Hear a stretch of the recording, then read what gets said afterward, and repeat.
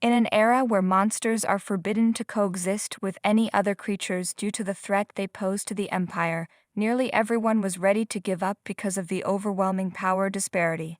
A saintess who could communicate with monsters appeared as the savior of humanity.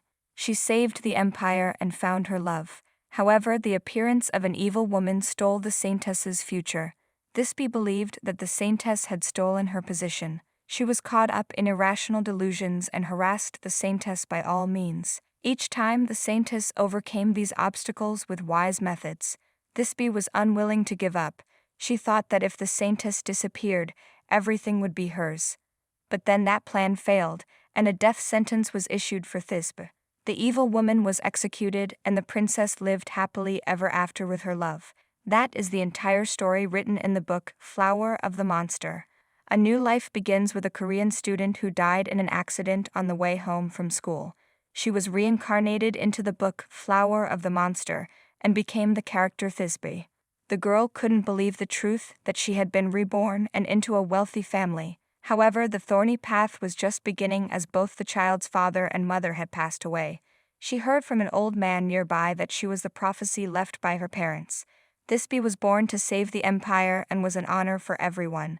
It turned out she was reborn as a special being with a prophecy. Thus, the process of growing up for Thisbe was full of hardships with the identity of the saintess, the savior of the Empire. She had to learn countless things from swordsmanship to foreign languages and many other lessons. Living like this for several years, Thisbe felt strange. This life was too familiar. Until Thisbe remembered Flower of the Monster. Yes, her current life was no different from that of the villainess. Thisbe worried that if everything continued to unfold according to the novel, she would die. Thisbe wondered what she had been striving for all this time. Was it because of a misunderstanding of the prophecy? In fact, the content of the prophecy was not entirely wrong. It's just that there was another girl who inherited that bloodline. The true saintess is the daughter of a distant family from the Galax clan, Estel Elephant. When memories of her past life came flooding back, Thisbe felt exhausted. Being favored by God, she never expected to have her hard-earned position snatched away like that.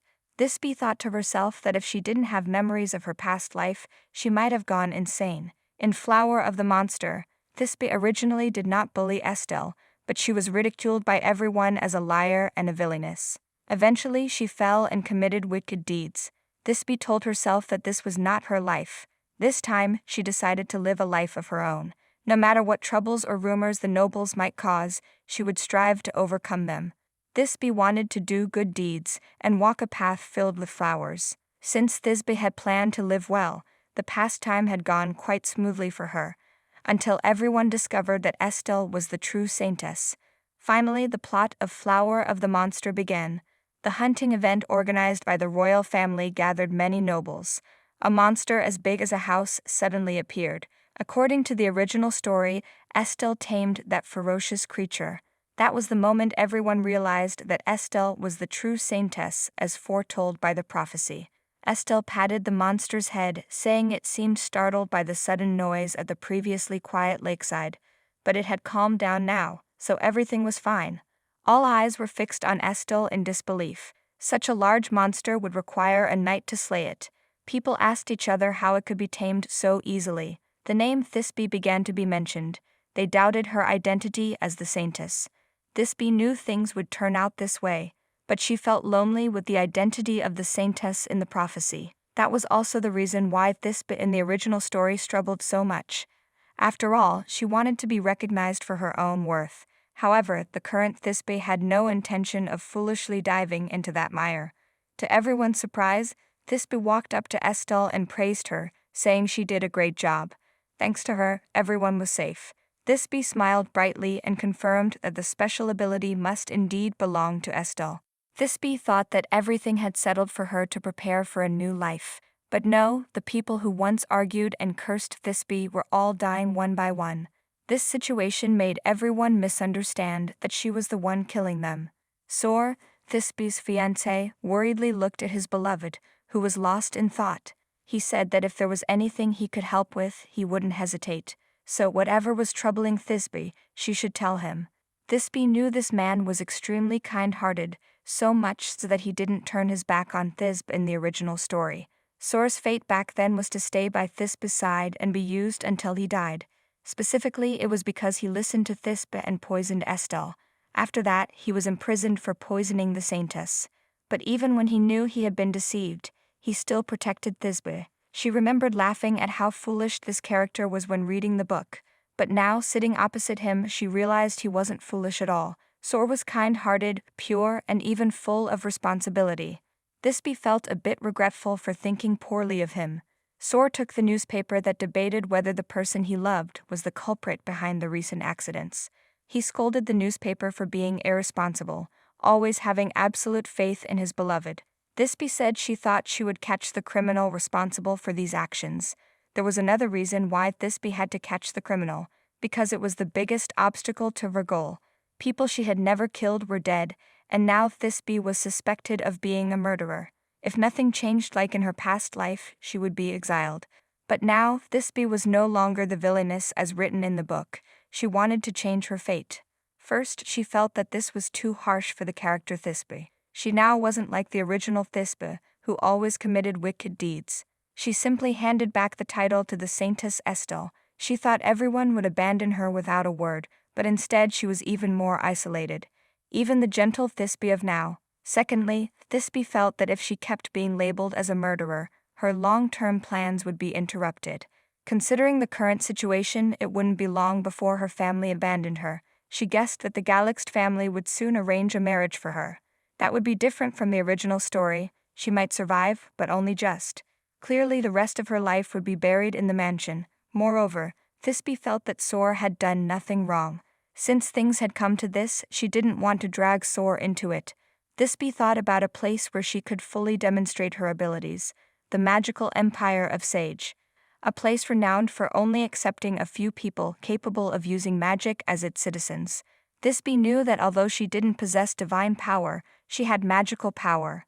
Both divine power and magical power had the common trait of using mana. Depending on the nature of the mana, the user could move it as they wished. The only difference was that magical power was utilized through magical techniques. Knowing her magical power, Thisbe had honed it since childhood. She believed that with her current abilities, the Sage Empire would warmly welcome her. Those who went to the Sage Empire would be cut off from the outside world and had to give up their status and relationships. However, there was still a challenge for Thisbe. Those allowed into the Sage Empire must not have any criminal suspicions. Thisbe would not let this plan fail just because of a murder charge for people she hadn't killed. She wanted to use her own hands to catch the real criminal. Thisbe held a newspaper reporting another murder that she was suspected of. She blurted out to Soar that she really wanted this newspaper to go bankrupt. Soar smiled, looking at the newspaper, and replied that he had heard the newspaper was heavily in debt, so they might go bankrupt soon. He told her not to be too surprised if she heard about their bankruptcy in a few days. In the book Flower of the Monster, this newspaper continuously reported harshly on Thisbe's evil deeds. There was even a rumor that Thisbe was the one who caused the newspaper's bankruptcy. Thisbe laughed, finding it very amusing if the newspaper really went bankrupt. Soar, watching his fiancée smile, silently said that everything would go as she wished. Soar suddenly asked Thisbe if she really wanted to find the culprit. Thisbe replied that she was not joking. She knew he was worried about her, but she had to try to clear her name. Before the culprit kills important people, it would be soon. Actually, this was the biggest issue.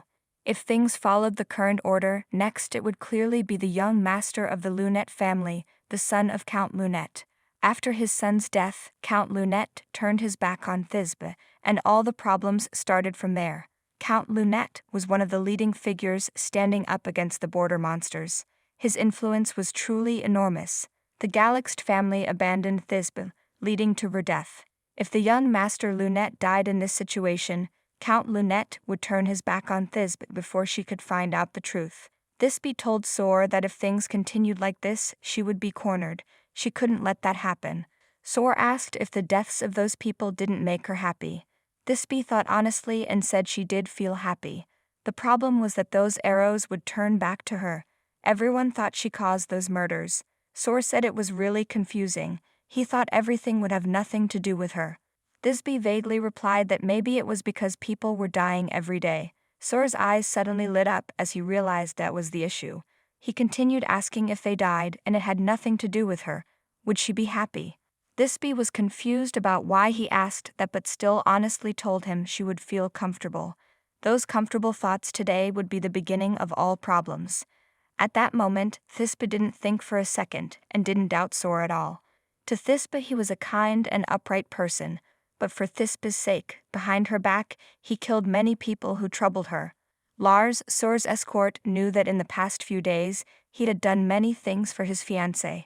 Lars told Soar that if he started something, he had to handle many things after that. He asked if Soar would go back to being a duke. Soar flatly replied no. A few days later, Thisbe received news that the Harrington newspaper had gone bankrupt. Although Thisbe said it would be great if they went bankrupt, she didn't expect it to happen in just a few days. In the past few days, Thisbe was also forbidden from going outside, just as written in Flower of the Monster. Although not directly stated, Thisbe knew that being rumored to be a murderer would bring no good when she went outside. However, her grandfather still allowed her an exception to go outside to meet her fiancé. Thisbe knew today was the day the young master of the Lunette family would die at the auction, so she lied to her grandfather to go outside. She wanted to prevent that from happening. Since her meeting with Soar 2 weeks ago, Thisbe had started gathering information to prevent the murder. Thisbe pointed to a newspaper with a picture of a ring on it and told Soar that it had a rather strange name. He glanced at it and immediately recognized it as a code. Soar took out paper and pen and began deciphering the name of the ring. He informed Thisbe that it was an advertisement for the black market. Thisbe thought to herself that this was the place where the young Master Lunette was murdered in the original story. In the novel, the young Master Lunette was murdered by Thisbe during an auction at the black market. His death was described in great detail as it was a pivotal event that caused Thisbe significant trouble. In this life, Thisbe certainly wouldn't foolishly kill him, but the real culprit would do so. When the auction took place, Thisbe brought along her servant and Malone, the leader of the Zodiac Guild. Malone observed the surroundings and said that from what he could see, nothing would happen today. Thisbe looked at Malone, thinking that in the original story they had no connection at all. But this time she had approached him before Estel could form a close relationship and ultimately become the master of Zodiac. Today Malone knew what Thisbe's plan was, and he was acting as her capable assistant. Malone whispered, asking how the culprit could kill someone in such a crowded place. Moreover, the target was the son of a count. Malone's words made a lot of sense, but surprisingly, Thisbe had once done just that. Malone informed Thisbe that he would get closer to the young Master Lunette. Just as Thisbe was focusing on the last item being auctioned, Soar appeared and called her from behind. Soar was surprised to see Thisbe there. Thisbe felt embarrassed, thinking why she had to meet the one person she didn't want to be discovered by. Fearing a misunderstanding, Thisbe whispered in his ear that it was her first time there. Then she asked him why he was there. Soar quickly came up with an excuse, saying he came to buy the ring she had asked him about. Thisbe felt more at ease, trusting that Soar would keep this secret for her. Above all, Thisbe was concerned about Soar's safety at the moment. Since this was where the murder would occur, she feared Soar might be in danger. Hearing the auctioneer's voice on stage, Thisbe realized she hadn't been paying attention while talking to Soar. The culprit would strike during this loud and chaotic time. According to the plan, Thisbe was supposed to stay until the situation ended, but if she did, Soar would get involved. Moreover, because he misunderstood that she liked the ring, he had come here. Thisbe whispered that she absolutely wouldn't let Soar get hurt. She didn't want Soar to be in danger, but she couldn't just leave either. Before leaving with Soar, Thisbe discreetly signaled Malone to follow and stop the murderer. Malone assured her that such things were his specialty. Thisbe felt reassured that if Malone was handling it, there would be no further problems. It was late by the time Thisbe returned to the mansion. She should have come back immediately, but her date with Soar extended until now. As she prepared to take a bath and go to bed, Thisbe was drawn by the noise coming from her grandfather's room. Approaching to see what was going on, she was surprised to hear shouting about her disgracing the Galaxt family. Thisbe wondered why it was so noisy and realized that those people had come again. She had borne the burden since becoming the saintess. From the time she was born until now, Thisbe had endured numerous assassination attempts. The people in the room weren't kind to Thisbe, but they treated Estel differently. They were intermediaries helping Estel integrate into the Galaxt family. Whenever Estel encountered difficulties, they lent her the family's power. A man loudly told Thisbe's grandfather that he must restore the family's honor by handing over the Galaxt name to Estel. Thisbe thought to herself that she had always borne countless burdens and now was on the verge of being driven out. Not wanting to hear more, she turned to leave, but her bracelet caught on the door, causing many beads to fall. Her grandfather saw her and scolded the people, saying they were speaking without regard to time and place. The girl heard everything. "Aren't you going to explain?" His face darkened as he ordered the people to leave the mansion immediately, or he would make them regret it. Once they had all left, Thisbe's grandfather turned to her and asked where she had been so late at night. Thisbe replied that she had a date with Sor. She looked at her arm and apologized, saying the bracelet had suddenly broken, interrupting their conversation. He asked if she had heard everything. Thisbe didn't answer him. Instead, she told him not to worry about her. For a moment, she saw a look of pain in his eyes. As far as Thisbe knew, her grandfather valued honor more than blood. Thisbe left, wondering why someone like him wouldn't accept Estel into the family. Moreover, what was that expression he had just now? Thisbe knew she needed to let go of these feelings because she would be leaving soon anyway. But Thisbe couldn't understand why she still held on to some hope. She returned to her room, went to bed, skipping the report from Malone and her magical studies. Thisbe thought to herself that missing a day wouldn't matter. At Sor's mansion, Lars curiously asked him how he kept staring at that piece of paper. Sor replied that it was nothing special. Whenever they met, she usually wrote to inform him she had returned home, but today there was no contact. Lars continued to ask if that paper was a news message. News messages were magical items divided into pieces of paper. If someone wrote their message on one, all the other pieces would show the same writing. It was an expensive item, costing as much as a count's annual taxes, making it a rare luxury. The writing on the news message would disappear after a day. Lars couldn't believe his eyes and asked if Sor was writing letters with news messages. This was the first time he had seen one. He had heard that one piece was worth as much as a diamond. Sor still remembered Thisbe's adorable expression when she received the paper. Thisbe had refused to accept it and urged Sor to return it quickly. Lars guessed that Miss Thisbe hadn't responded because she had gone to sleep. He asked Sor if he was ready to hear the report now. First, Lars had bought the gift according to his orders. As for the target you mentioned, the moment he left the room, Lars closed in and killed him, but an unexpected character appeared. The only person on the continent who could control shadows, according to Lars, was the leader of the Zodiac Guild. Lars apologized for disappointing him by failing to kill the target. Sor didn't understand why Zodiac was involved but decided to investigate later. He would kill the pests that disturbed Thisbe. The next morning, when Thisbe woke up, she received news from Malone that he had protected the person she wanted. As for the culprit, Malone assessed that he was not an ordinary person. Malone honestly suggested letting him go to kill instead. Thisbe also thought the same. That character was clearly more advantageous than she was. Ending their conversation, Thisbe heard arguing downstairs again. As she approached the stairs, she heard her grandfather loudly proclaiming about the Lady of Galaxt. In the past, present, and future, there was only Thisbe. The count in front urged him to listen, saying that Thisbe was no longer beneficial to the family. Thisbe's grandfather retorted, saying the count must have misunderstood. He never said he wouldn't protect Estel, but he would do so appropriately for her status. Count Gillette kept wiping sweat from his forehead, insisting that the best way to protect the saintess under the Galaxt name was through adoption. Enraged, her grandfather called out to Count Gillette, asking if the best way he mentioned excluded Thisbe, the girl who lived her whole life honored as the prophesied child and saintess. In fact, this was only discovered a month ago. Just a month ago, the girl still had to endure rumors of being a murderer. He asked the count if he ever considered how the girl felt now. Thisbe listened in a daze, realizing her grandfather had never spoken so affectionately to her. Everything happening this morning confused her even more. But regardless of what he thought now, Thisbe had decided to leave. She figured she didn't need to hear more. Returning to her room, she looked out the window at Count Gillette's carriage and saw Estel inside. Thisbe's current goal was to leave the family, so she thought she should go help Estel. Since she was a child, Estel had heard stories about the saintess of Galaxt. She wondered how the saintess could be so mature at such a young age. She had also heard about how Thisbe opened the temple's safe during the spring crisis. Estel felt that the saintess was amazing and thought that one day she too would become as wonderful.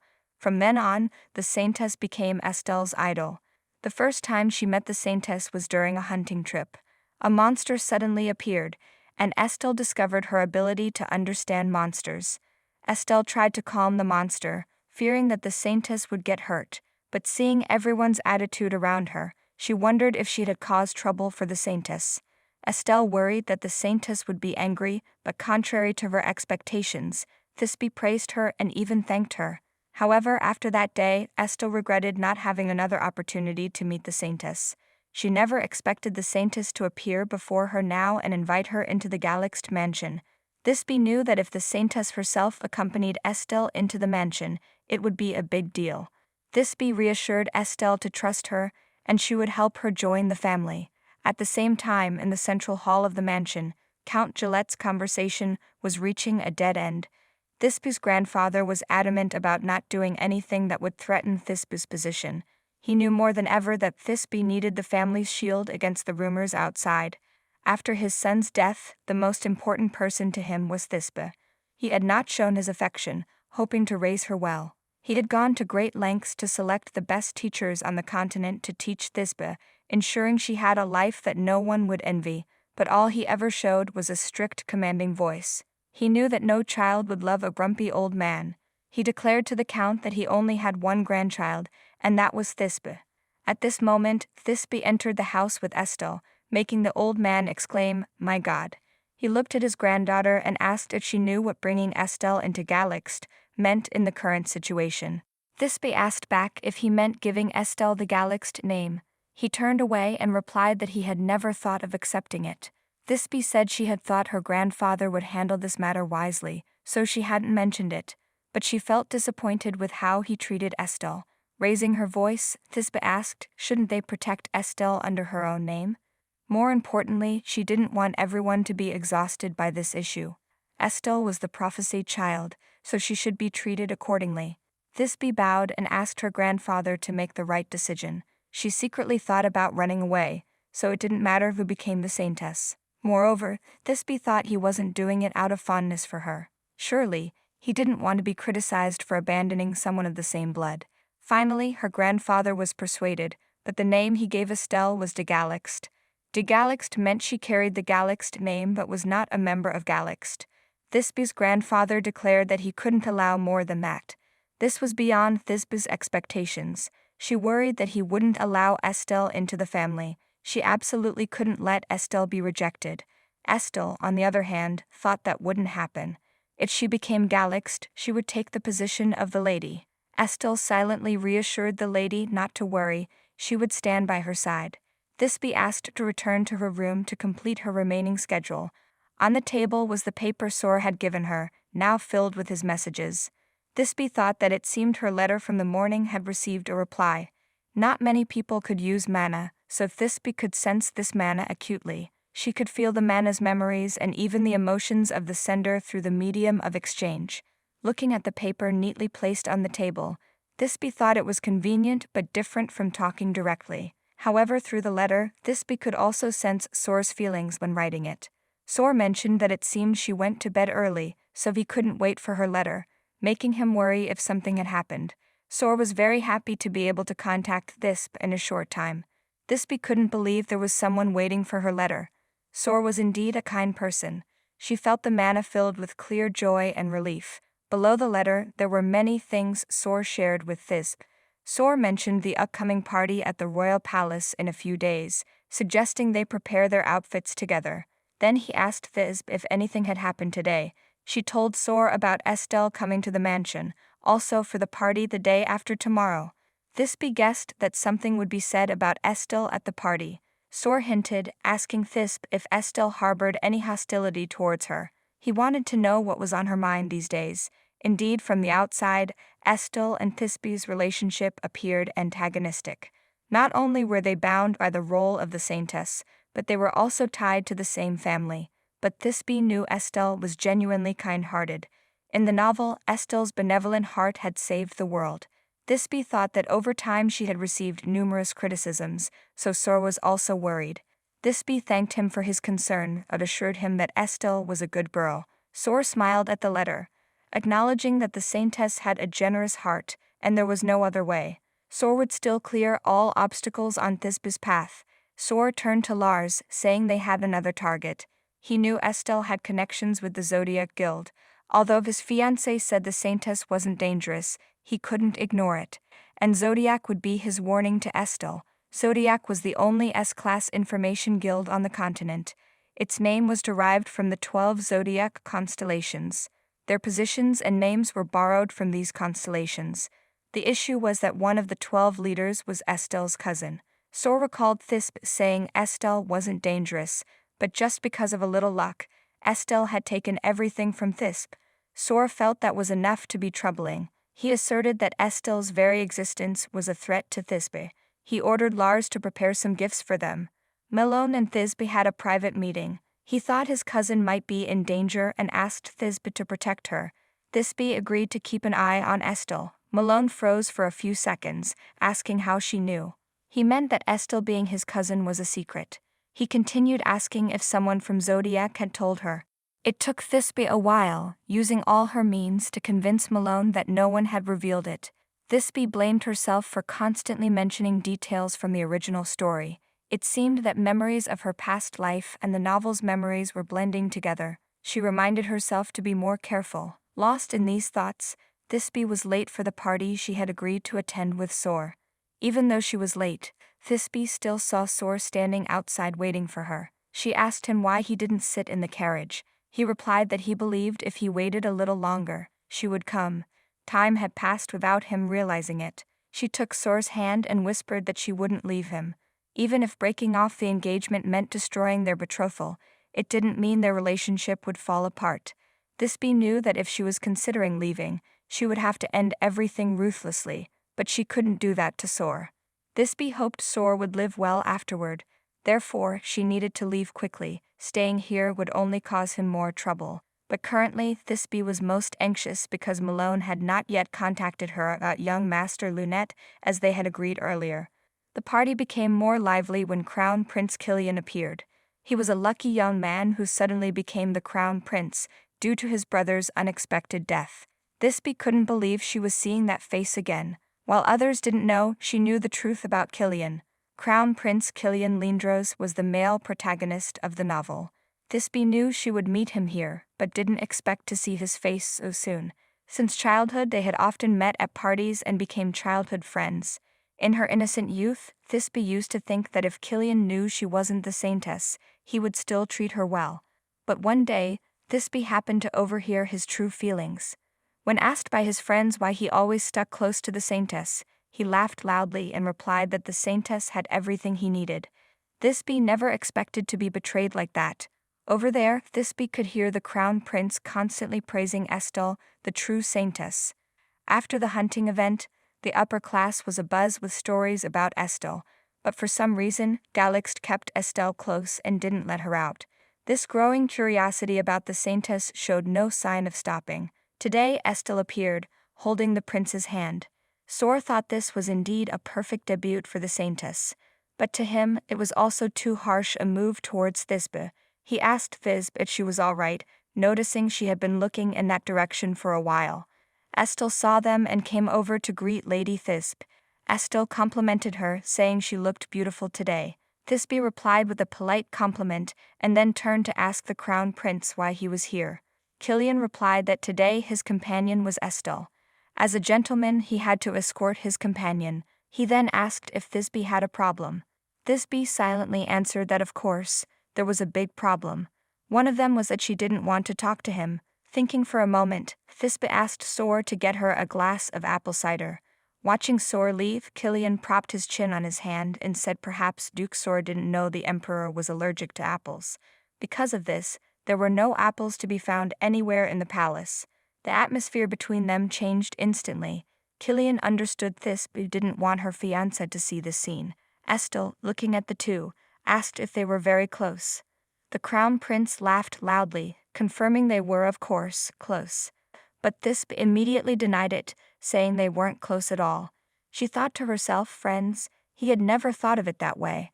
After learning Killian's true feelings, Thisbe had always avoided him. However, he didn't seem to care about her attitude. Estel smiled brightly, saying she had never seen Thisbe be so frank with anyone, thinking they must be very close. Estel suggested they dance together to reconcile. Thisbe found this amusing but, unable to refuse the saintess, went up to dance with the crown prince. She deliberately stepped hard on his foot, wanting to get through this quickly as many eyes were on them. If Thisbe refused the crown prince in this situation, it would create more rumors. Whispering, Thisbe asked Killian to quickly tell her what he wanted by bringing Estel to her. The crown prince said she seemed to misunderstand. It was the saintess who wanted to come. But more than anything, Killian was curious about Thisbe's reaction. He recalled that day when they all discovered Thisbe had overheard what the crown prince had said. The boys present, whom Killian knew would be the future leaders, were told by him not to worry. The saintess wasn't someone who would seek revenge over such things. Killian thought to himself that to have these people on his side, they needed a common enemy. Moreover, he believed that Thisbe would understand. Thisbe had an exceptional memory and perseverance compared to her peers. Killian had come this far today by exploiting Thisbe. The crown prince thought that if she wanted, Thisbe could exploit him back as much as she wanted. Returning to the party, Killian teased Thisbe to go meet her fiancé, saying his eyes were about to burn. Thisbe didn't believe it and told the crown prince not to speak like that. Sor wasn't like him. Killian suddenly said he missed her a lot and hadn't gone a day without hearing her name lately. A new saintess had appeared, and there were also rumors that she was a murderer. Thisbe didn't expect the rumors to have reached the royal palace. He said the rumors about her being a murderer were spreading, but he knew she didn't do it. Thisbe wondered what he meant by knowing she wasn't the culprit. Killian unexpectedly told Thisbe that if she needed help, she should come to him. Thisbe thought to herself that if she didn't want to become a criminal, would she have to kneel before him? But how did Killian know she wasn't the murderer? Perhaps Killian was the real culprit. If Killian was truly the culprit, she would be walking into a lion's den. If young Master Lunette was murdered in this situation and Malone was captured, no one would believe she was innocent. After the dance, Sor brought her a different drink when he couldn't find any apple cider. Thisbe looked at the drink awkwardly, knowing that if she drank it now, she would throw up. But if she refused, it would be ignoring Sor's sincerity.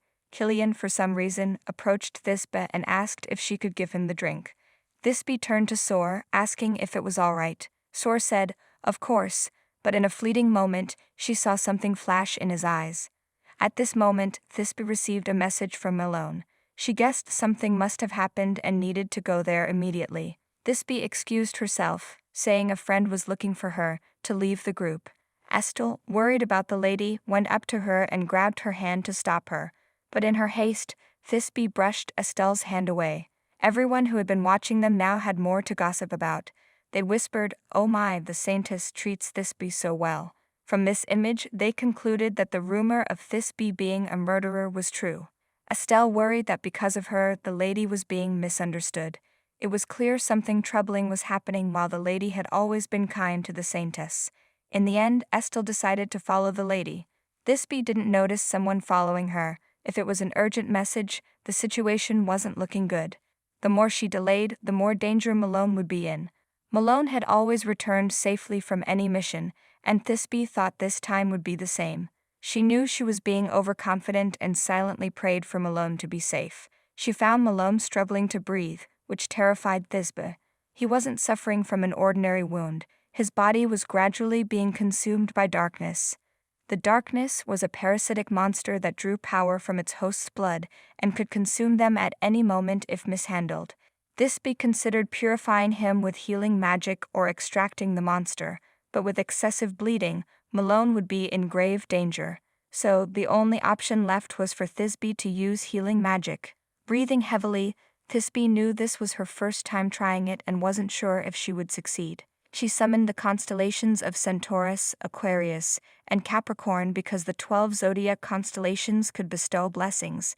Thisbe felt fortunate she had learned to use the constellations last time and could utilize them now. The 3 constellations appeared and asked the young girl why she had summoned them. Thisbe begged the constellations to bless her friend who was in danger. Aquarius called her a fool, saying her mana was still insufficient. Thisbe admitted she was an arrogant fool, but she truly needed their help. There were 3 ways to borrow the power of a constellation. First, borrowing a portion of their power. Dissension allows the constellations to inhabit a human body momentarily, and summoning lets the constellations use their power for a brief period. The method Thisbe intended to use was summoning, the most difficult of the 3. The challenge lay in the fact that the constellation could refuse to assist the summoner. Capricorn said Thisbe was a child who hadn't read the magical book thoroughly. He apologized but had no interest in children. Thisbe replied that if he didn't want to help, he should disappear. She knew this was a gamble, and she was wagering Malone's life. Thisbe raised her voice, saying that if he didn't help, she would summon another constellation. Her friend was dying out there, and she would save him by any means necessary. Capricorn laughed loudly, calling her an unusual, bold child.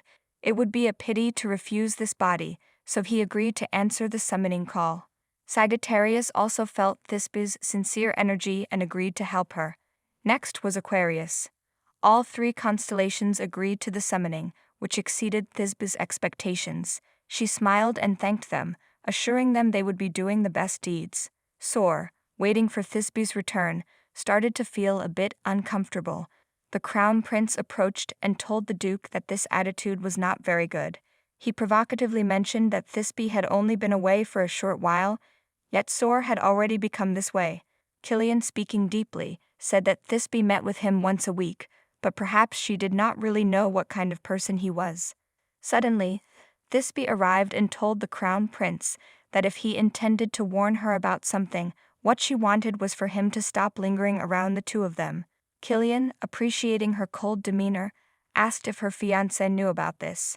Thisbe angrily replied that of course, he did not know, because she only behaved this way with him. Sor, standing nearby, felt a bit uncomfortable. Thisbe was always friendly in front of everyone, but in front of the crown prince, she seemed like a different person. Sor had started to feel jealous because of this. Before returning to the party, Thisbe had personally arranged everything for the 3 constellations to help. Among the 12 constellations, Aquarius had the strongest healing abilities, so she was responsible for healing Malone. The best archer in terms of attack would protect young Master Lunette, and Capricorn, who could use his magic in many ways, would move Malone to the carriage. Aquarius, noticing Thisbe was in a difficult situation, urged her to leave quickly. Thanks to this, Thisbe managed to return in time, but she had already consumed too much mana. Killian suddenly remembered Estel and asked Thisbe if she had seen her. Sor, worried, looked at Thisbe. As soon as she left, Estel had followed her. Thisbe, bewildered, looked at the 2 of them. During the summoning of the constellation, she had not looked around. Only by meeting Estel directly could she know if she had seen anything. Sor took the opportunity to chase the crown prince away to find his companion. Killian responded that wasn't he talking to Thisbe, so why was there a 3rd person interfering? Thisbe, angry, asked what he meant by that. Sor was just concerned about her as her fiancé. She continued to ask him why he was treating her fiancé this way. Thisbe was surprised when Killian admitted that it was because his mood was somewhat bad, so he had offended him. Sor, not wanting to say more, took Thisbe away. He reminded the crown prince that abandoning his companion to go alone was very impolite. This time, Thisbe rode in Sor's carriage to return to the mansion, because her carriage had been given to Malone earlier. As she got into the carriage, Thisbe sensed a strange atmosphere between Sor and Lars. She also noticed Lars' injured hand. Upon arriving home, Thisbe still felt something was suspicious. She asked Lars if his hand was hurt. He told her that he got injured while fighting the Duke. However, it was clear to Thisbe that the bandage on his hand was wet, indicating it was a recent injury. Thisbe quickly moved on from this and went to check on Malone. Aquarius informed her that he was likely to wake up soon. Capricorn confirmed that young Master Lunette had returned home safely. Everyone was delighted to have arrived in the human world. Before leaving, they asked Thisbe to remember to summon them again next time, as they would bring surprises for her. The other two constellations left, but Sagittarius stayed behind to report on a suspicious person. As she had said, someone had approached young Master Lunette. Sagittarius couldn't see the person's face as he moved too fast, but he had a scar on his right hand. Thisbe was shocked. Just now, Lars also had an injury on his right hand. She wondered if this was really a coincidence. When Malone finally woke up, all the wounds on his body had disappeared. The shadow monsters had also stopped appearing. Malone curiously asked her how she managed to do it. Thisbe told him she had borrowed the power of the constellations. Since it was her first time summoning them, it felt like a game of chess, but fortunately, it had worked out in the end.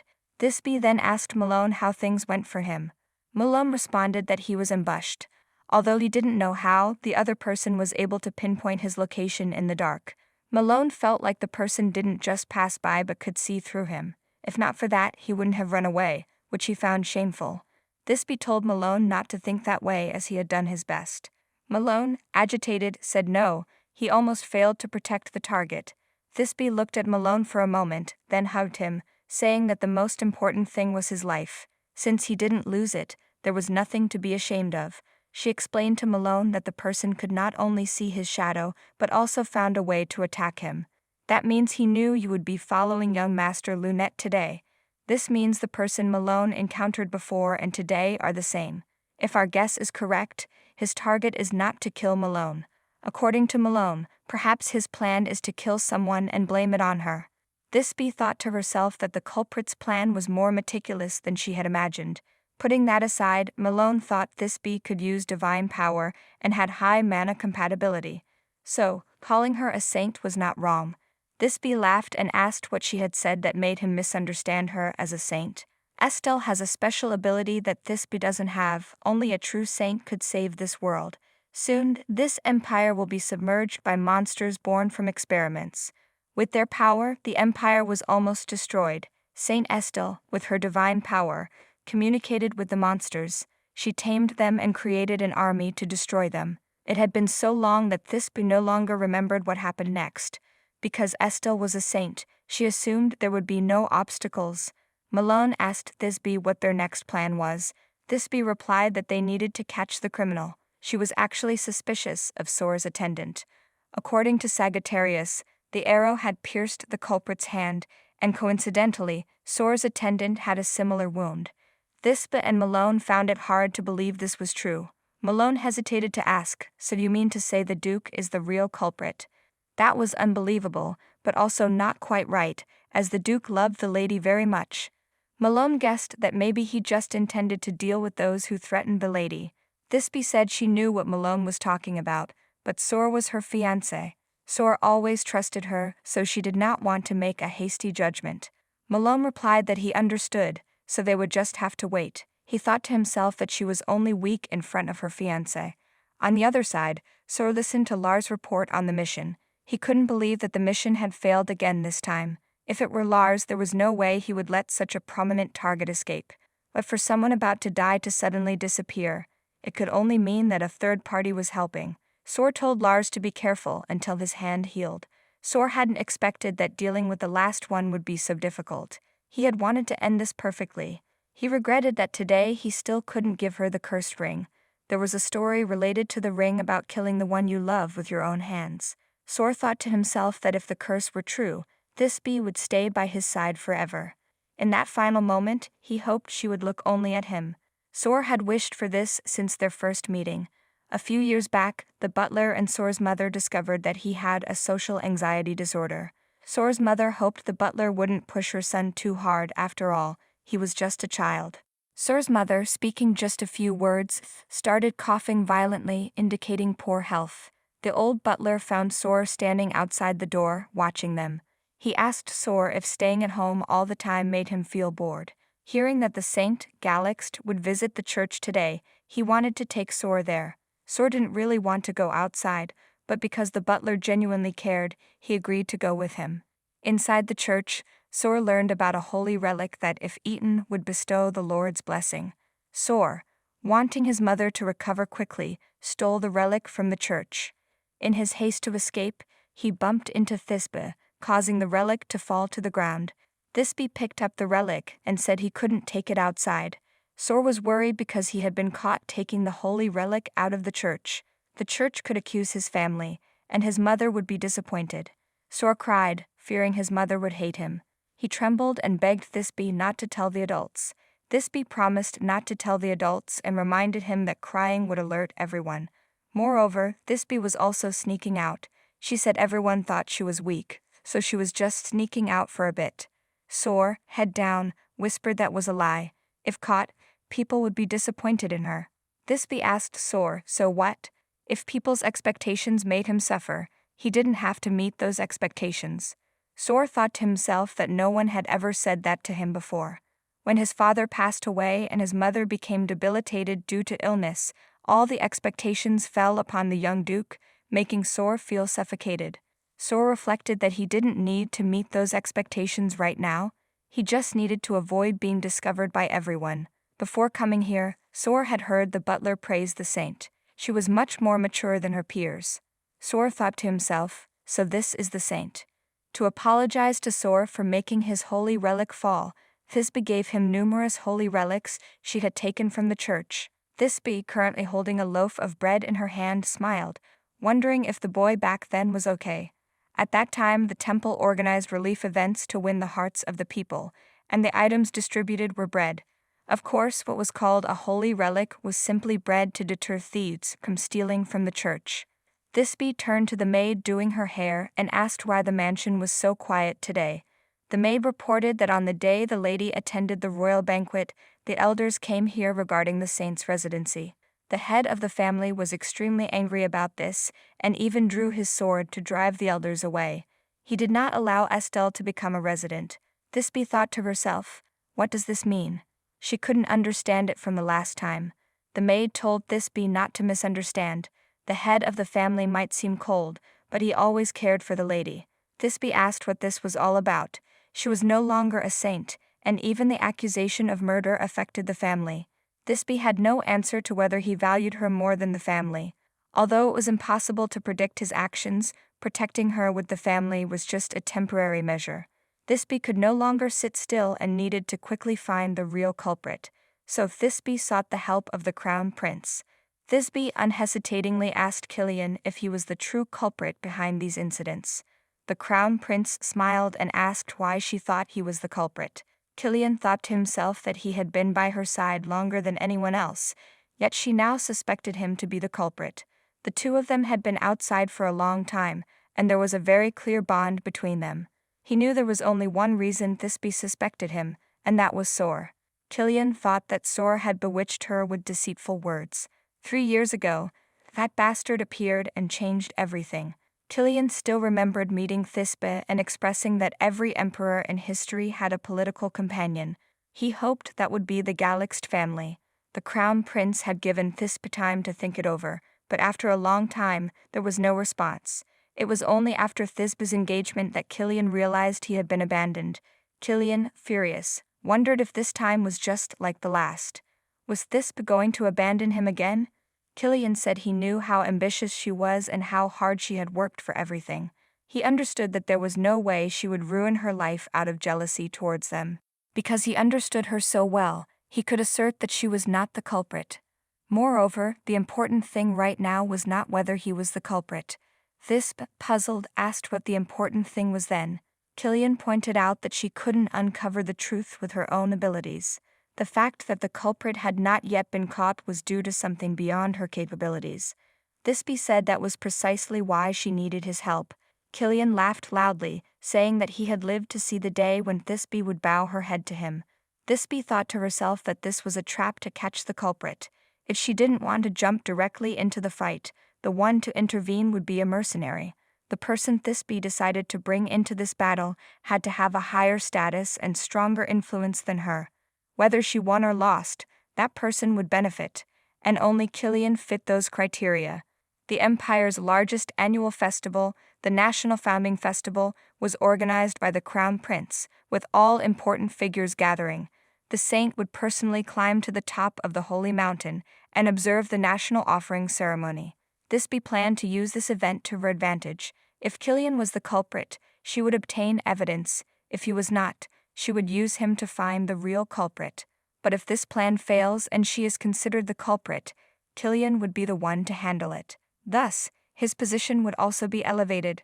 Killian unexpectedly told Thisbe that Sor was also a likely suspect.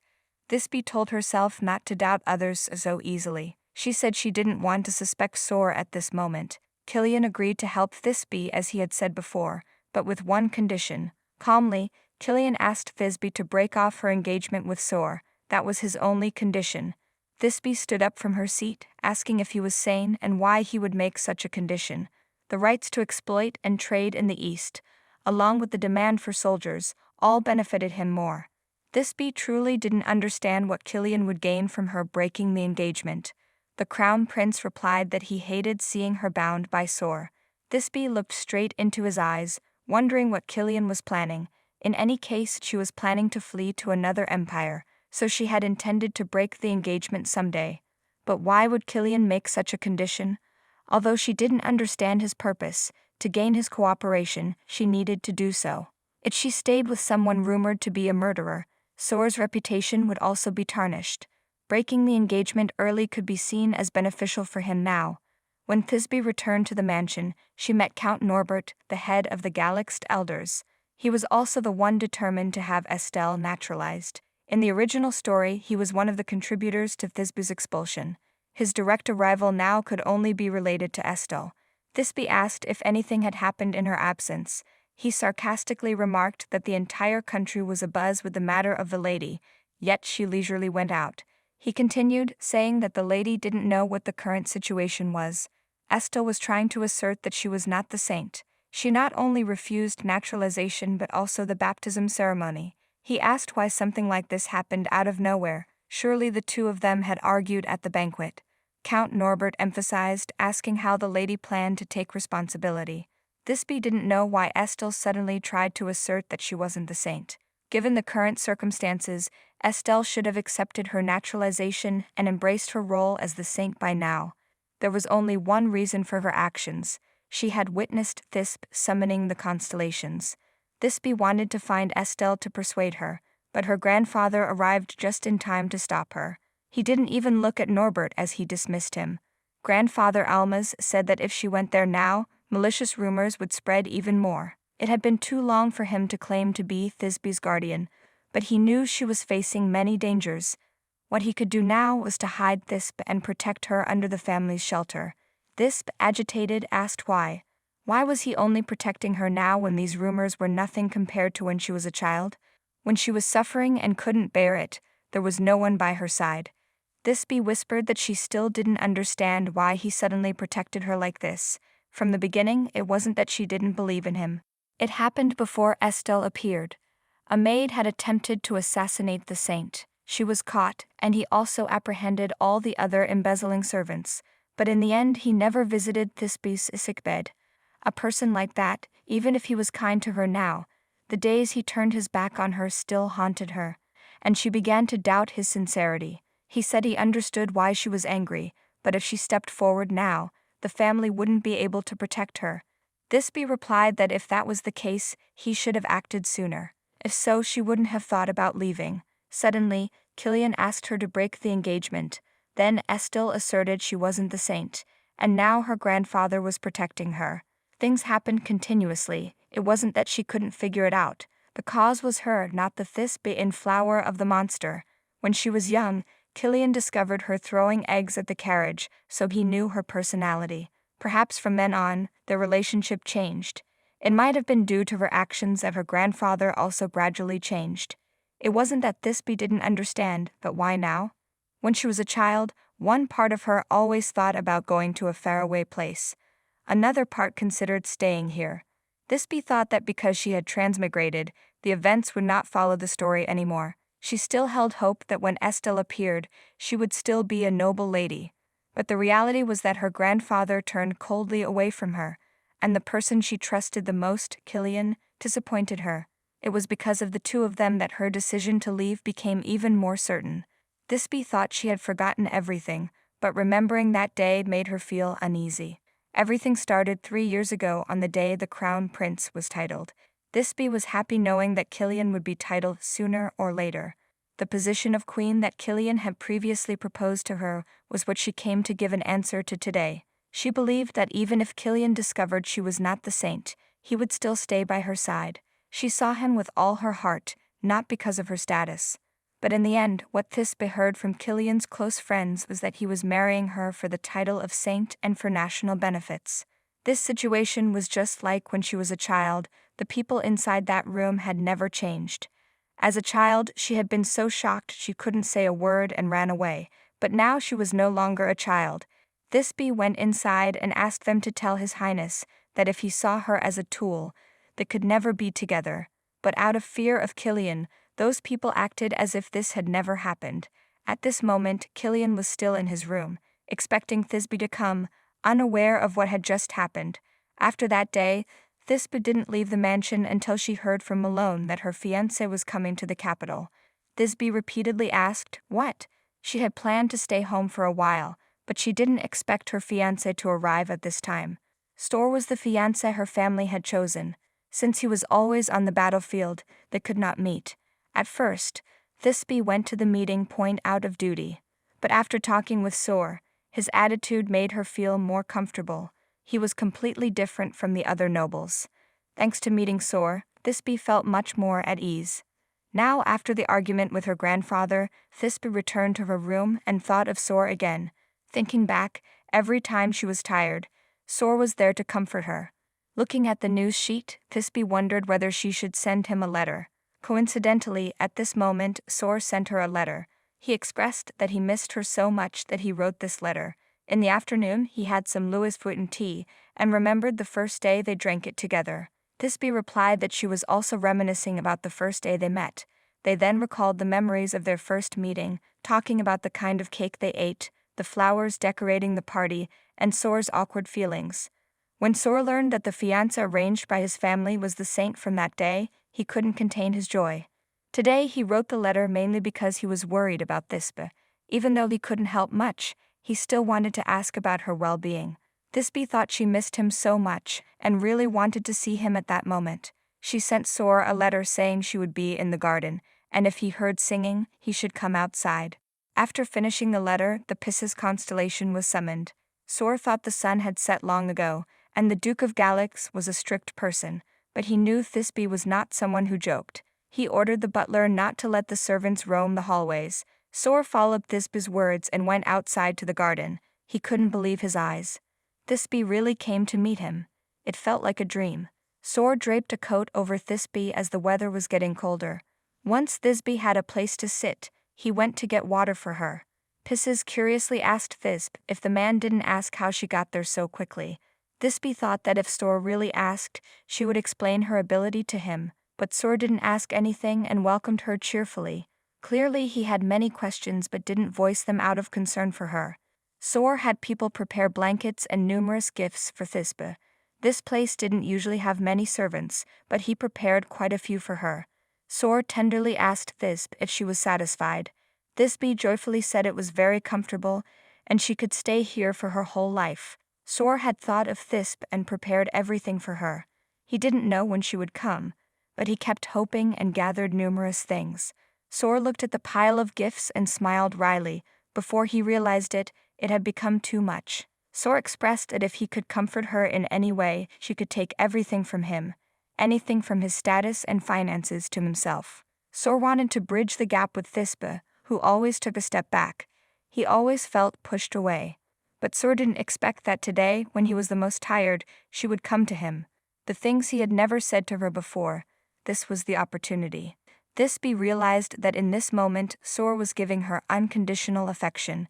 She wanted to give up everything to rely on it, but Thisbe could only tell Sor that she couldn't do it. The image of Sor being imprisoned in the novel appeared in her mind. Thisbe said Sor was a very good person and wished him happiness. Sor, panicked, said Thisbe didn't need to rely on him, they could still be good friends. Thisbe told him that the current situation was very bad, and she couldn't depend on him. Sor suddenly asked if the situation improved, would she reconsider? Thisbe just said she understood and left. Sor thought it was ironic. The person who held the only key to his happiness was the one pushing him away to find happiness elsewhere. The next morning, Thisbe still felt that her actions last night were too dangerous. Because she couldn't firmly reject Sor, she said she understood, but she felt like she was giving him false hope when she was already planning to leave. However, because of that incident, she made a decision. Thisbe sent an invitation to the crown prince, deciding not to let everything go according to his plan. Killian arrived at Thisbe's mansion and asked if she had accepted the condition from before. Thisbe said the National Founding Festival would take place in 2 days. The saint was supposed to light the torch, but she had continuously refused. Thisbe knew that in this situation, not only the church but also the royal family felt awkward. Moreover, the person presiding over the ceremony was Killian. Thisbe continued, saying she would help the crown prince resolve this issue. But there is no help without a price. She wanted him to change the terms of the deal. In exchange for the crown prince's help, instead of canceling the engagement, Thisbe would resolve the issue of the National Founding Festival. Killian turned away and asked if she was doing all this just to avoid breaking the engagement. Thisbe replied that he misunderstood. She would cancel the engagement, but she hoped Killian would not interfere in this matter. Killian said that Estel had continuously refused to participate in the festival, causing the royal family's credibility to decline. Thisbe assured him that she would solve this problem. Estel refused to meet everyone else, but she would want to talk to her. Thisbe was confident that she could persuade her. Killian rubbed his forehead for a moment, then looked up at Thisbe and asked her to tell him the plan to catch the culprit. Thisbe responded that it was basically a trap, nothing too complicated. Everyone was currently focusing on her and Estel, making this a good opportunity. Estel would go to the sanctuary as planned and light the torch, and Thisbe would also be there. Killian stood up from his chair, agitated, and said she was out of her mind. Thisbe calmly and evenly stated that she hoped he could keep this secret until the festival. On that day, by all means, Estel must be brought to the sanctuary. Secretly deploy people throughout the territory in case the culprit appears. If their predictions were correct, the culprit would show up and attack Estel. She reminded him to gather the troops to capture the culprit. What Thisbe had just revealed was the plan. No one would know about the constellation power she possessed. This would be the unexpected variable for the culprit. Thisbe would use this power to catch the culprit. The battle had begun, and all that remained was to get permission to go outside. Her grandfather arrived just in time to ask why the crown prince was there. Thisbe thought that sneaking out of the mansion to meet Sora was just for a short time and could be concealed. The National Founding Festival was a grand event held for an entire day. To go there with Estel, she had to gain freedom to go outside. Thisbe replied to her grandfather that the crown prince had just come to chat with an old friend. Thisbe told herself to ask for permission. After the argument with her grandfather last time, this was the first time they had a proper conversation. With such an atmosphere, Thisbe was afraid to speak up to her grandfather. Suddenly, Almaz asked Thisbe if she had anything special to do that evening and suggested they have a meal together. Thisbe also wanted a chance to talk to him, but she didn't expect him to propose it first. During the meal, her grandfather asked Thisbe if she wanted to see Estel. He had already guessed that she called the crown prince for that reason. Thisbe replied that she still wanted to meet Estel, but didn't want to worry him. Almaz unexpectedly told Thisbe that he didn't intend to accuse her. He knew his granddaughter had always been stubborn. Almaz said this stubbornness was just like her late father's. When his wife was alive, she always advised their son with kind words. At that time, he couldn't understand why she kept saying the same things over and over. But after their son passed away, he truly regretted not expressing his concerns earlier. In that moment of despair, he found Thisbe, a miracle given by the Lord. He had promised himself to protect this granddaughter well, but had never done a good job of it. Almaz said that in the current situation, the family could protect her until the public calmed down. He gently asked Thisbe if she could give him a chance to protect her now. Thisbe thought it was the first time her grandfather showed such painful emotions. She couldn't forgive him yet, but wanted to respond sincerely to his current heartfelt feelings. Thisbe told him about her intention to leave the empire and her desire to go to the magical empire of Sez. She explained that she had been studying divine power and magic to get there. Originally, she planned to leave without a word, but now she was informing him. Almaz looked at his granddaughter, finally understanding why she supported Estel's naturalization and why she easily gave up the position of the saint. It was all to prepare for the day she would leave. Thisbe continued, saying she couldn't find happiness here. Alma said it seemed she had made a very firm decision. Even if he tried to hold her back, it would be useless. He bowed his head, clenched his hands, and decided to let Thisbe do what she wanted. At Count Gillette's mansion, he urged Estel to quickly apologize to the temple and retract her statement. Estel apologized for not informing her uncle, but said she had no intention of retracting her statement because she believed she was not the saint. When Estel was 10 years old, she had once gotten lost in the forest. While wandering and trying to find her way home, she encountered a monster. She had heard of it before and knew she should run, but Estel couldn't move her legs. Surprisingly, she could sense the mana of these monsters. Estel sat down and asked if they wanted to help her. The fear she felt upon seeing a monster for the first time suddenly vanished. She followed the path they showed her and found a safe way to the village. Estel remembered that at the royal banquet she hadn't been mistaken. The green creatures Thisbe summoned clearly welcomed her, just like the monsters did when Estel first met them. Estel worried that the lady still hadn't realized her own abilities. Estel firmly told Count Gillette that Thisbe was the true character in the prophecy. Count Gillette retorted that Lady Thisbe was nothing. Moreover, a lady who lost the position of saint and became a duchess would be ridiculed, so he needed Estel to restore the honor of the Galaxt family as the saint. Estel loudly asserted that she had seen Thisbe with a special ability. It was unmistakable. Gillette stubbornly claimed that even so, Estel being the main character in the prophecy couldn't change. He shouted that Estel's current actions were like turning her back on the temple and the royal family, which was a crime of disrespect. Gillette angrily turned and left, saying that until Estel reconsidered, she would not be allowed to leave her room. Gillette didn't expect to encounter Galaxt looking for Estel outside. Thinking about Estel's chance at naturalization, he quickly allowed Galaxt inside. After entering Estel's room, Thisbe returned to her original form. Estel, astonished, loudly said that she hadn't been mistaken that day. Thisbe explained that it was merely borrowed power from the constellations, a combination of magic and divine power. Thisbe had borrowed power from Gemini to create an illusion. To Estel, who knew nothing about magic, it was an incredible power. Estel bowed her head again, affirming that the saint must be the lady. Thisbe told Estel that all her assumptions were just misunderstandings. Many people besides her could also control the constellations. All it took was going to the temple, and it could be done right away. Thisbe continued to affirm that only Estel could control the monsters and was the true saint. Estel did not accept this, believing that if the lady revealed her power, everyone would recognize her as the saint. Estel wanted to know why the lady was hiding her power. There was no other way.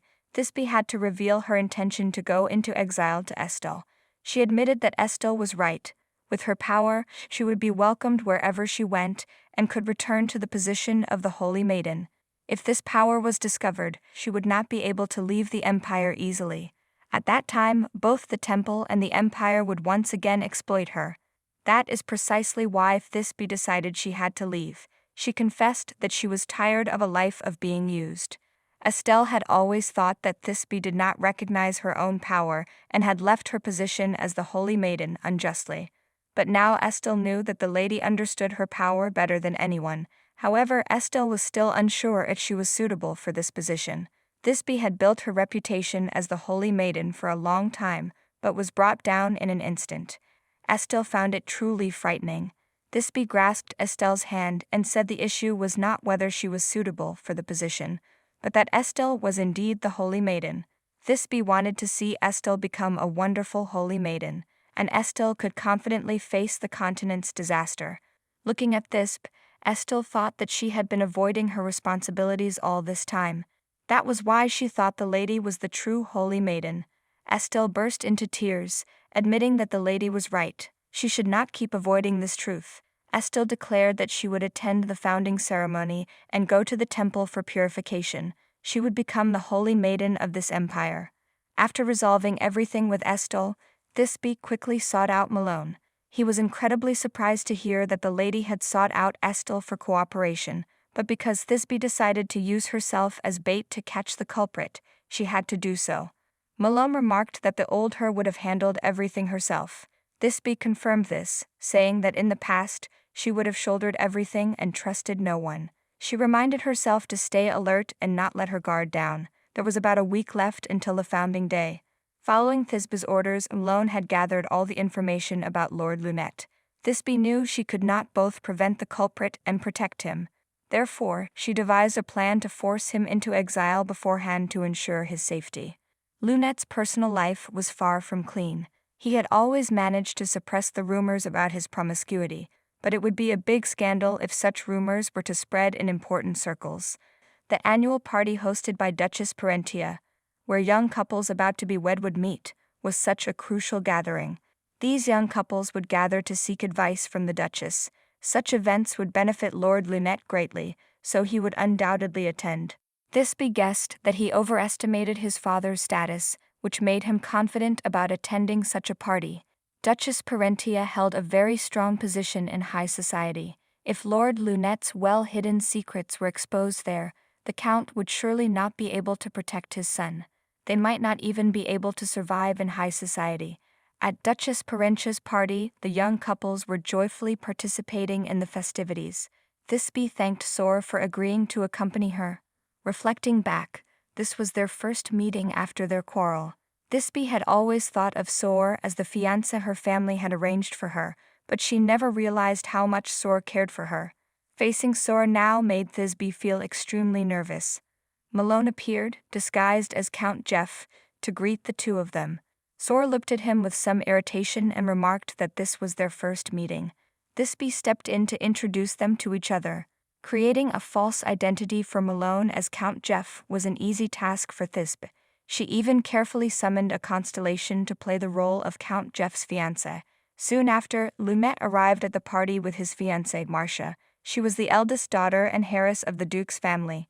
Due to their declining family status, she had to marry into the influential Lunette family.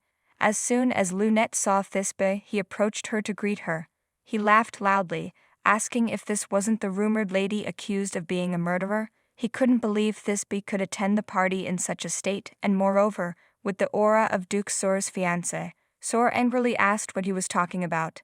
Thisbe intervened, urging Sor to leave everything to her. She stepped forward, expressing her surprise at Lord Lunette's words, saying that she did not expect him to speak such things, especially when he was the one who was not welcome. This is an evening party for couples, yet you change partners as often as you change clothes. It's inappropriate, Thisbe declared. He retorted, asking if she really believed those rumors. Thisbe responded that she was obsessed with rumors, so she preferred to believe what she saw with her own eyes. She emphasized, "Didn't you propose to me as well?" She let everyone know that he ignored the fact that she was already engaged and continued to flirt with her to the extent that everyone knew about it. Lunette's fiancé noticed many eyes on them and tried to pull him away. She reminded him that this was an important place, and they should end it quickly. He remembered his father's words, as long as he got through today and married this girl, he would become a duke. He then said to them that since his fiancé had spoken, he would leave. Before leaving, he warned Thisbe that she wouldn't be able to hold her head high forever. Thisbe silently thought that she would return everything to him. Just then, Lunette's lover appeared and asked if he was there. The people around started murmuring, surprised that he dared to bring his lover here. Lunette, losing his composure, dragged her out of the party. Thisbe, of course, knew that Lord Lunette was foolish, but she didn't expect him to abandon his fiancé and rush outside like that. His actions only increased everyone's suspicion towards him. Thisbe turned to Sor and asked him, along with Count Jeff, to follow Lord Lunette. Since things had turned out this way, she guessed there would be a major argument between the two of them. Sor, concerned, asked, "What about you?" Thisbe informed them that she would follow Lady Marcia. Thisbe wanted to follow Lord Lunette, but she understood the feeling of loneliness at a glittering ball. When she approached Marcia, Marcia remarked that although they were both ladies, Thisbe's current appearance was quite amusing. Marcia asked if she had come to mock her. Thisbe replied that she was always criticized as a murderer, so she couldn't mock anyone. Moreover, helping those in need was a noble knowledge she had learned. Marcia accepted the handkerchief from Thisbe and apologized for her inappropriate words earlier. Marcia began to explain that she had thought Lord Lunette would care about others' opinions and maintain their dignity. That was why she didn't interfere in his life. Outside on the terrace of the party, Lunette angrily asked the girl why she had come. she retorted angrily, saying she heard him and there was no need to shout. Moreover, wasn't it him who sent the invitation? Looking at the invitation card, Lunette thought to himself that someone was setting him up. When the girl mentioned their relationship, Lunette laughed loudly and asked if she was mistaken somewhere. He continued to ask if she thought he would have a serious relationship with a commoner. The girl laughed loudly and replied, of course not. But did he mind if she went back to the party to announce their relationship? Meanwhile, because Malone had to go with Soar, he couldn't use his ability to find anyone. Malone cautiously attempted to use magic to contact Thisbe. At that moment, Soar, with a serious face, grabbed Malone's hand. Before they could do anything, there was a loud scream from the other side. Soar muttered that they were a step too late. They found the source of the scream and saw the girl who was with Lunette lying in the water inside the pond. Duchess Parentia was present and demanded an explanation for why Camilla was dead inside her pond. Parentia found a letter inside the body. She said she had not sent this letter, so it was a forgery. However, the sender's name written in the letter was Lunette. Lunette, with a trembling voice, loudly said he didn't remember sending such a letter. Realizing something, he shouted that it was all a scheme by Lady Thisbe to frame him. Soar, with a dark expression, asked Lunette if he had any proof. After all, he had abandoned his fiancée and left, while Thisbe had gone after Lady Marcia. Thisbe silently thought that Lunette's dead lover had indirectly exposed his brutal behavior, though she hadn't anticipated this situation. Marcia spoke up, saying that Duke Soar's words were true. Thisbe had always been by her side. Lunette, furious, said if his family was at a dead end, then hers would soon fall too. Didn't she want to revive her family, which was on the brink of danger? Marcia replied no, demanding that they end their relationship immediately. Seeing no way out, Lunette began to think of another plan. Lunette accused Soar of trying to frame him without solid evidence, claiming that the girl's fall into the pond was purely an accident. Jeff's fiancée stepped forward, stating that if evidence was needed, she could testify as she had witnessed everything. She had seen the argument between Lunette and his lover, who was dangling precariously from the terrace. Though she couldn't hear what they were saying, she had a clear view. She saw the woman fall and scratch Lunette's hand as he was trying to let go. Parentia had someone inspect Lunette's hand, and indeed there were 3 bloody scratch marks. With this evidence, Lunette was apprehended. Thisbe privately met with the Constellation and Malone, praising them for their good work. Malone requested to leave immediately afterward. He wanted to investigate more about Soar, as there were too many suspicious points, but he couldn't tell Thisbe just yet. Soar approached Thisbe, reminding her of her promise. She had said that once the situation improved, she would reconsider their relationship. He assured her that no one could bring him down or hurt her. To achieve this, Soar only needed one command from Thisbe. Perhaps it was because of the exhausting day, but when Thisbe heard Soar's sweet words, she ended up saying things she shouldn't have that day. Back in the carriage, Soar told Lars that he hadn't expected Lunette to be so foolish as to destroy himself. Furthermore, the media was currently focused on Thisbe. If Lunette died now, things would become even more chaotic. Instead, Soar would eliminate anything that threatened her. Lars asked if he was referring to Estel. She would also attend the founding ceremony. At the ceremony, Estel nervously looked outside, knowing she was about to go out and light the torch. She asked Thisbe if the culprit was outside, as she had mentioned. Thisbe reassured Estel not to be afraid, explaining that this was why she was present today. When the torch on the mountain peak was lit, the sight could be seen from the highest hall of the palace. Nobles and other important figures of the empire would gather at the palace. In reality, only the priests in the sanctuary could perform the ceremony. This was a perfect opportunity to catch the criminal. Estel was worried, fearing that the presence of 2 holy maidens would lead the priests to expel the lady. Thisbe reassured Estel not to worry, as she had already made preparations. The rumor about Thisbe and Estel lighting the torch had successfully spread throughout the palace, thanks to Malone. Soar, unable to hear what they were saying, approached to inquire about Thisbe, but when they saw him, no one dared to speak the truth. Soar was inwardly furious that they didn't dare speak in front of him. He thought that soon everything would be over, and there would only be one holy maiden in the empire. Soar accidentally learned that Thisbe was also present in the sanctuary, which made him turn pale. At the same time, a group of priests opposed the crown prince about having two holy maidens at the ceremony. Killian had anticipated this reality but hadn't expected the situation to be so troubling. Reflecting on it, if this event caused Thisbe to side with him once more, it would be worth it. Killian coldly reminded the priests that the person before them was the emperor of the country. Killian continued to outline the thoughts of the people below. They thought Thisbe was acting on her own as the holy maiden, but they needed to thank Thisbe because it was due to her that Estel agreed to attend the founding ceremony. Killian, with a cold voice, asked the priests if their disrespectful attitude towards the emperor meant they thought they could maintain a relationship with the royal family. Seeing the priests continuously bow their heads in apology, Killian was very pleased. He warned them that if such a situation recurred, he would punish them severely as the emperor. Only Killian knew that his real concern was not the temple, but Thisbe's safety. At this moment, Sor came to see the crown prince about an important matter. Killian silently laughed, thinking that Sor had finally come. Killian's smile faded as Sor urgently requested him to lead troops to the temple immediately, saying that Thisbe was in danger. He reported that heretics were targeting the sanctuary.